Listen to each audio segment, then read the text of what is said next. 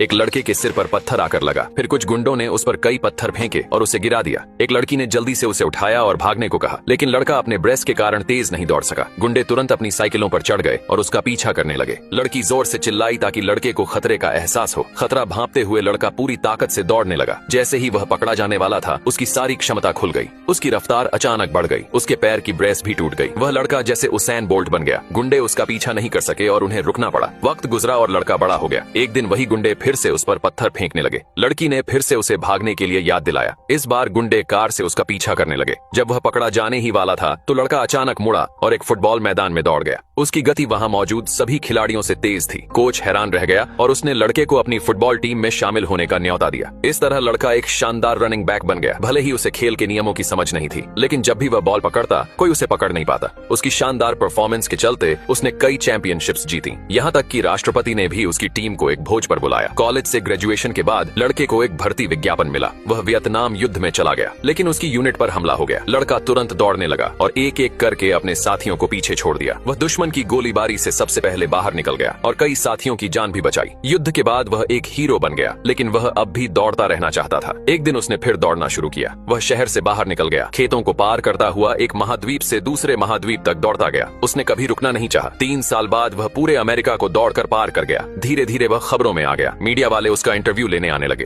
फिर बहुत से लोग उसके पीछे पीछे दौड़ने लगे। उन्हें लगा कि यह फैशन बन गया है। एक व्यापारी ने तो उसे टी शर्ट का विज्ञापन करने का प्रस्ताव भी दिया। तभी एक ट्रक गुजरा और लड़के ने टी शर्ट से अपना चेहरा पोंछा। इस तरह उसने अनजाने में टी शर्ट संस्कृति की शुरुआत कर दी। एक दिन वह अचानक रुक गया। वह बहुत थक गया था, इसलिए उसने घर लौटने का फैसला किया। जब वह घर पहुंचा तो लड़की ने उसे एक सरप्राइज दिया। उसने एक बच्चा जन्म दिया था।